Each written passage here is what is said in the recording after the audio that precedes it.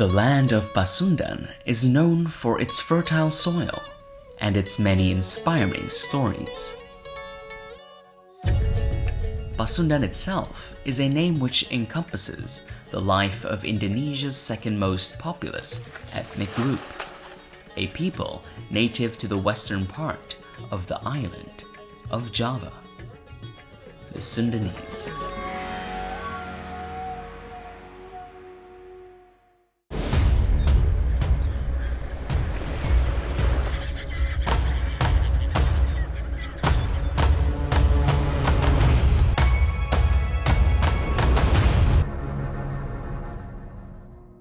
Garut is a region found within the land of Pasundan. Surrounded by a mountainous region, the air is fresh and cool, and its rich soil allows for the majority of people here to work in farming. Let's discover more together and journey through the land of Pasundan. I am now in the city of Garut, where the fresh air above the land of Pasundan will guide us through our journey today. Together, we will visit the home of a plant that is known for its distinctive scent, vetiver. Garut is a district located in the southern province of West Java, and it is familiarly called Garut Swiss van Java for similarities to Swiss in Europe. A popular treat from Garut is the universally loved Dodol Garut, a sweet toffee-like sugar palm-based confection. And we know how some people can't get enough of sugar. So it's amusing how this region is also renowned for another non-negotiable: tobacco, Garut being the largest producer here in West Java. Indonesia is a mega-diverse country with a variety of life spread across its thousands of islands. A species that is quite popular in this region and will be the first thing to come to the mind of many Indonesians is the Garut sheep. It is one of the best breeds of sheep this country has to offer. The Garut is a genuine animal genetic resource of Indonesia and is a popular fighting sheep. Its larger size and convex facial profile is what separates it from common fintails, and it is a prime example of the country's breeding ecosystem. In the year 2019, this sheep you're seeing here even received an award from the president as the best sheep of the year. Prized for its form and physique, rather than being eaten, the sheep is enrolled in beauty contests, and what comes with that is naturally a higher price. Indonesia's fertile land is capable of producing many beneficial plants. But there is an added value when it comes to the quality of land here in Garut. A clue to why? It's something to do with volcanoes. Surrounded by volcanic mountains, the district benefits greatly from volcanic eruptions of the past. These eruptions result in ash being dispersed, which contains valuable soil nutrients. Landslides are disasters that really strike fear. The fast deposit of sediment, soil, rock, and debris can cause destruction and oftentimes the loss of life.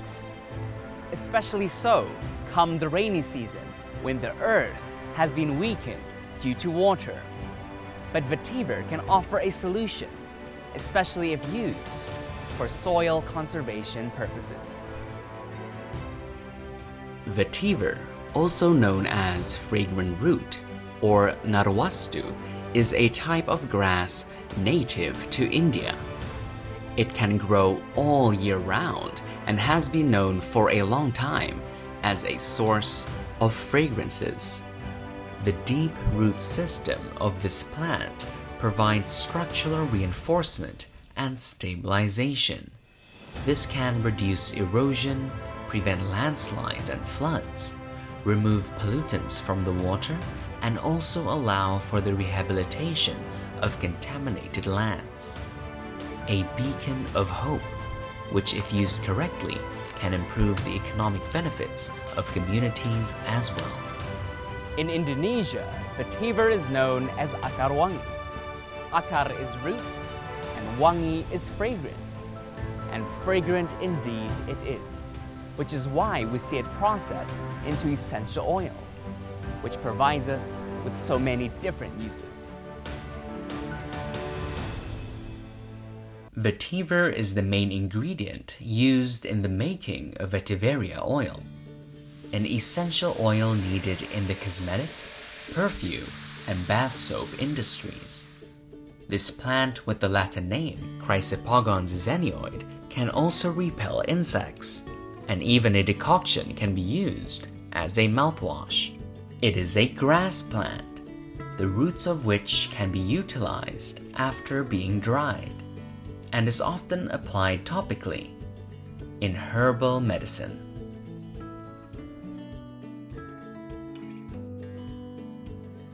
Remember when I mentioned volcanic soil? Courtesy of Guntur and Papandayan Mountain, the vetiver that comes from Garut possesses a much more concentrated aroma when compared with that coming from other regions. In fact, to expand the cultivation of vetiver, clumps of root weeds from Garut were brought to other regions for propagation, to Central Java, East Java, and even to Papua. But the aroma produced from plants grown there weren't as good, despite coming from the same source. We've all been given so much. Just here in Garut, for example, an endless number of things to be grateful for. So let's uncover more about vetiver and find out even more things to be grateful for. Only in the land of spice.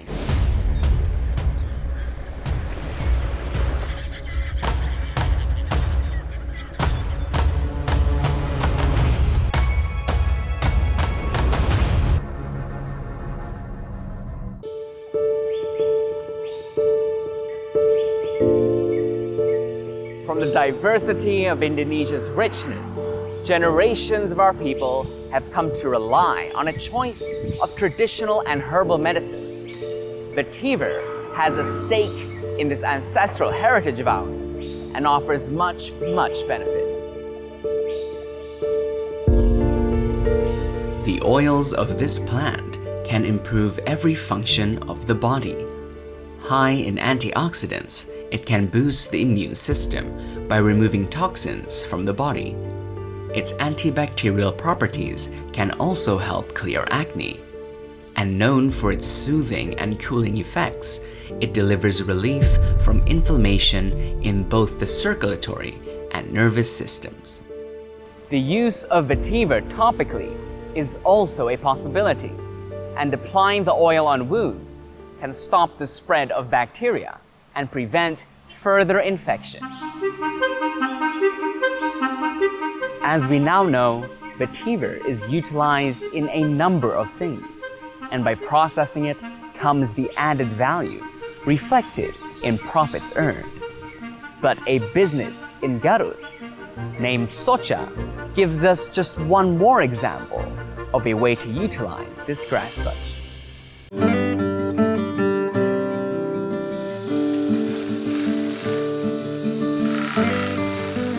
Saya Joanna, pengrajin akar wangi dari Garut. Soca Geraha Kriya, Soca itu mata, Geraha itu rumah, Kriya itu karya.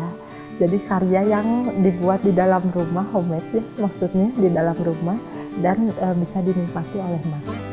Nah selain mata juga kita bisa buat aromaterapi di ruangan. Oh, awal mula sih kita hanya senang iseng-iseng aja bikin kerajinan gitu. Kemudian kuliah, masih tetap terima bakti lamaran dan lain-lainnya. Kemudian kita kerja setengah tahun udah bete. Karena kan harus bekerja di ruangan, monoton, dan saya kurang cocok lah di bidang itu. Awal mula serem. Ketika kita bikin, cuma bikin punya 26 pajangan. Nah, ketika orang mau beli, itu kita bukannya senang, stres, kan jadi kosong. Tidak berpenampilan tempatnya. Di seluruh Indonesia, akar wangi hanya bisa tumbuh wangi itu di Garut, dan saya orang Garut.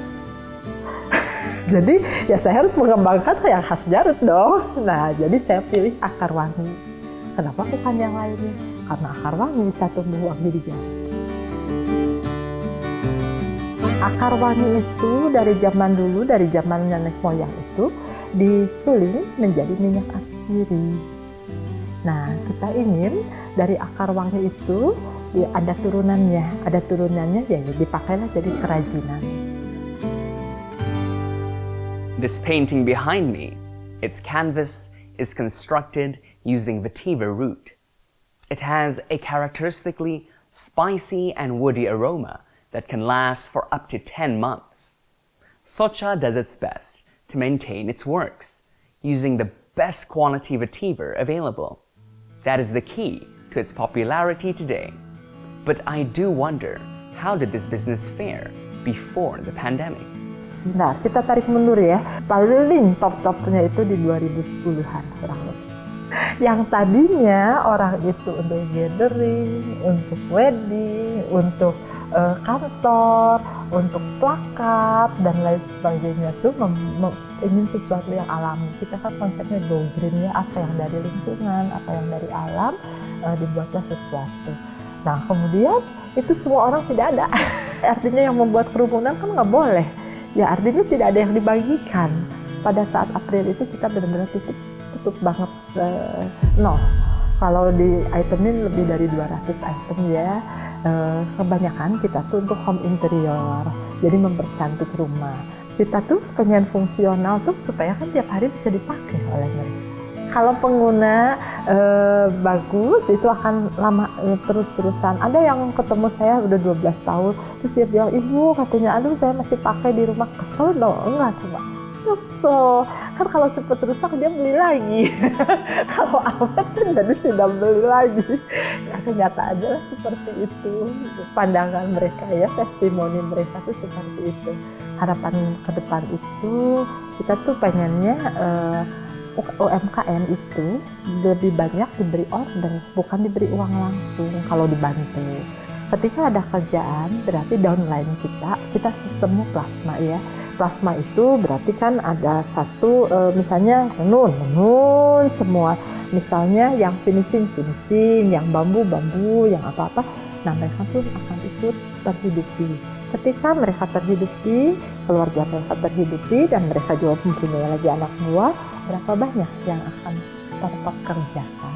Jadi di kerajinan itu untuk kaya susah, tapi untuk menghidupi bisa banget. 90% of Indonesian vetiver comes from Garut. Not only does that production fulfill domestic needs, vetiver from Garut is shipped abroad, meeting international demand. India, Swiss, the Netherlands, Qatar, Dubai, China, Canada, and Germany are countries that are customers of vetiver from Garut. Now, surprisingly, despite the estimate that vetiver originates from India, India has become the largest importer of this plant, and Indonesia once fulfilled its demand of some 500 kilograms of vetiver. In Garut, vetiver cultivation has mainly been operating within one family. Currently in the hands of the 5th generation, this responsibility will soon be passed on. In the next segment, we will see this passing of the torch. So continue to follow the land of spices.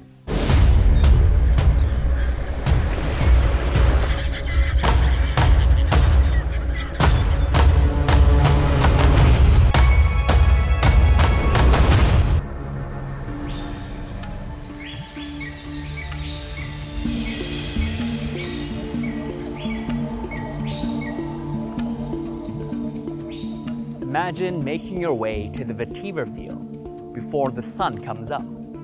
The fresh morning air naturally wakes you up, and you're greeted with amazing views. A lovely work environment, yes, but they also do this for a specific reason: to ship out the goods as soon as possible.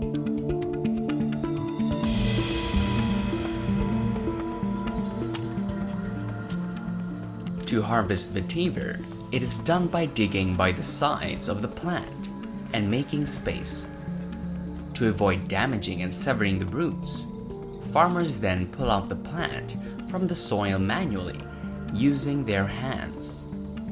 And after successfully doing so, the harvested roots are cut from its grass.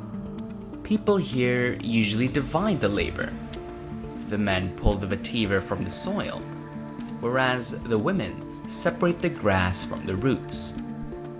And what comes next is cleaning the harvest, bit by bit freeing it of any dirt.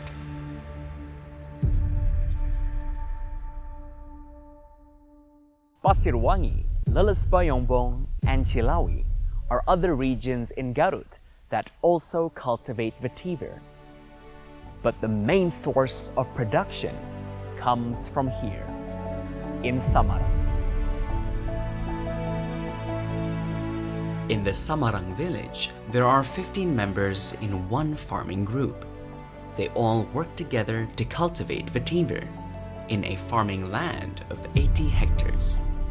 This region in Garut is known throughout Indonesia as the best place to cultivate vetiver. When the farmers have finished separating the roots from the grass, it is collected and placed into sacks, after which they are sent to the buyers.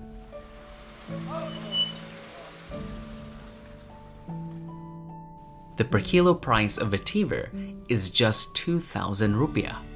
But what you have to know is that to produce essential oil from vetiver, as much as 2 tons is needed for an output of just 3 kilos.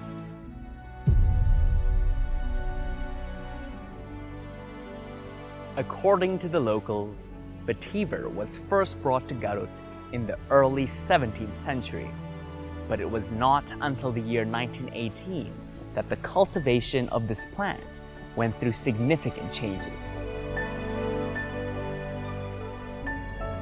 In that year, by way of the current Dutch occupation, came a man from Denmark with the purpose of developing distillation processes. It was from this that vetiver continued to grow here in Garut, and locals began to grasp more sophisticated processing methods. This remained until the 1990s, when Haiti took over in the global production of vetiver, with the prices of vetiver essential oils starting from 150 to 275 US dollars. It's no wonder why competition emerged. It is a handsome price, especially for developing countries. Sebagai orang Sunda itu kudu bisa ngamumule lemah cai. Jadi harus bisa merawat, mengurus tanah kelahirannya. Salah satunya dengan cara ini, tanaman akar wangi ini. Karena tanaman akar wangi ini pun sebagai heritage-nya Garut, warisannya Garut. Ini yang kemudian harus saya jaga, saya rawat, jangan sampai punah. Bahkan mudah-mudahan bisa semakin berkembang.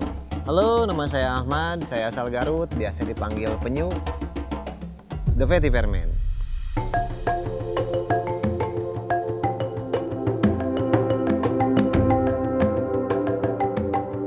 Nah, ini salah satu jenis varietas akar wangi yang bisa ditemukan di Indonesia. Ini jenis negeri tanah atau bahasa lokalnya ini biasa disebut dengan usar janur. Perbedaannya dengan akar wangi yang lain, dia ada bunganya. Selain usar janur atau negeri tanah, ada juga nemoralis atau biasa disebut dengan usar paris. Kalau usar paris dia lebih lancip si kontur rumputnya, terus dia berbuku batangnya. Nah, yang ini adalah yang digenoides yang ini. Ini digenoides, ini yang biasa diambil untuk minyaknya. Kalau yang ini minyaknya sedikit sehingga sering dipergunakan untuk kerajinan biasanya.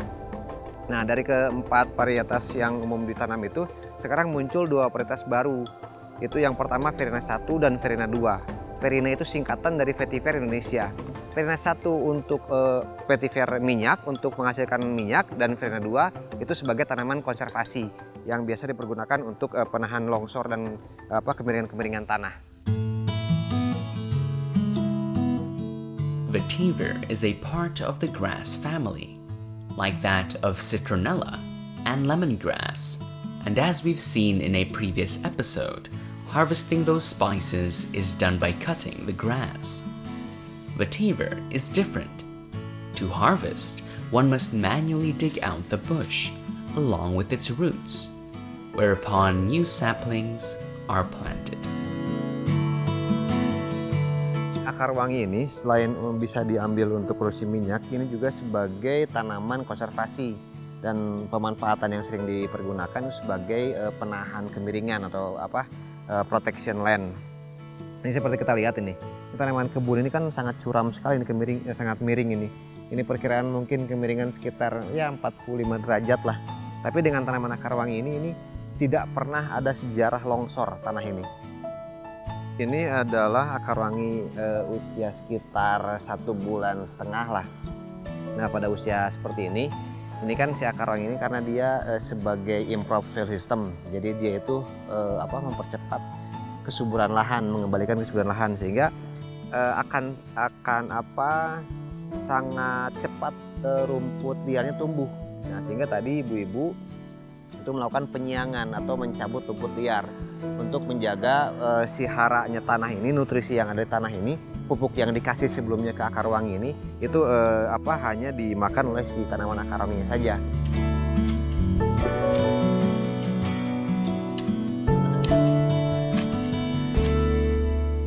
Nah, kita sekarang akan simulasi untuk nanam ya. Jadi pertama-tama untuk nanam akar wangi, ini bibitnya seperti ini.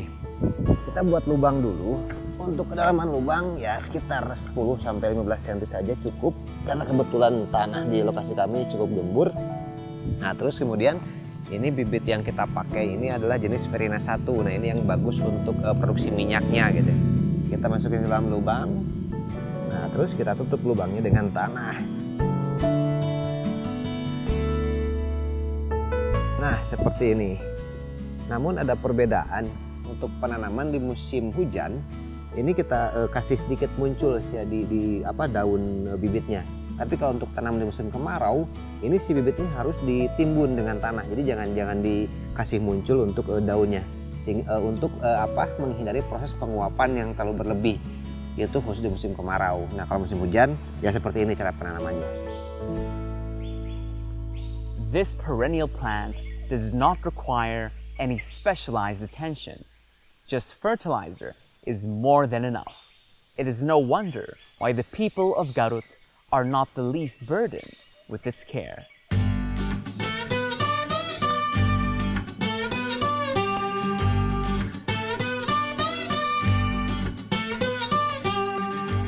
Di tanaman akar wangi ini tanaman yang luar biasa karena dia tidak manja gitu. Jadi berbeda dengan tanaman-tanaman yang lainnya. Perawatan akar wangi seperti yang tadi kita lihat di sana itu hanya berlangsung sekitar 3 bulan lah. Nah, setelahnya dibiarkan seperti ini. Kenapa? Karena sampai saat ini belum ada satupun hama yang menyerang ke akar wangi, dan akar wangi ini juga justru malah mengandung dia bioinsektisida. Itu yang kemudian dia membunuh hama dan juga mengusir serangga, sehingga tidak ada hama dan serangga yang mendekat di tanaman akar wangi ini. Ini usia pohon rumput akar wangi sekitar 11 bulan lah. Ini 1 bulan lagi akan kita panen. Nanti setelah akan siap panen, ini daunnya akan semakin kecoklatan.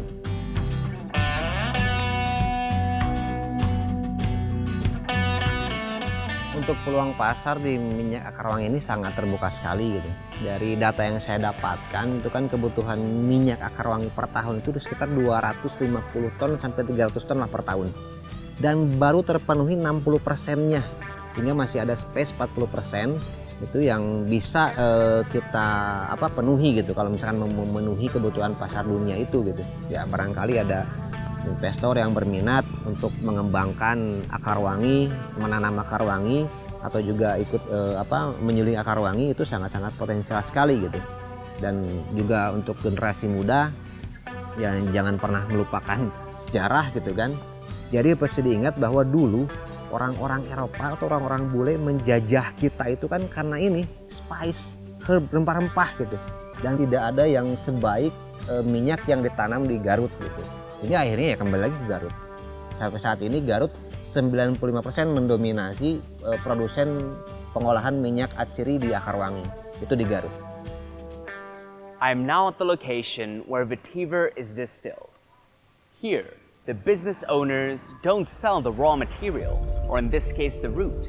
Rather, they sell the oil, which is far more valuable. What's equally valuable is the processing know-how. So let's go take a look. The first thing done before distilling vetiver is cleaning the roots of any remaining soil. Modern technology is utilized here, and the process no longer uses firewood. Hence, the temperatures can be adjusted and accounted for.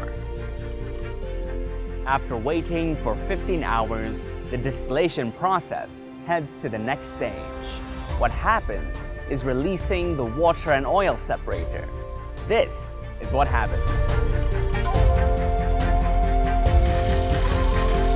The distillers then once more pack the kettle with vetiver, and the second batch begins. More or less 2.5 tons is needed to fill one kettle, and after 15 hours have passed, it will be cleaned. With the distillation process having concluded. And did you know that one kettle can produce roughly 4 kilograms of essential oils? Once again, I am in full admiration of how the people here live their lives, not imposing upon the surroundings and striking a delicate balance. There is still more that the land of spices can teach us. So as always, let's see Indonesia, see the world, and see today.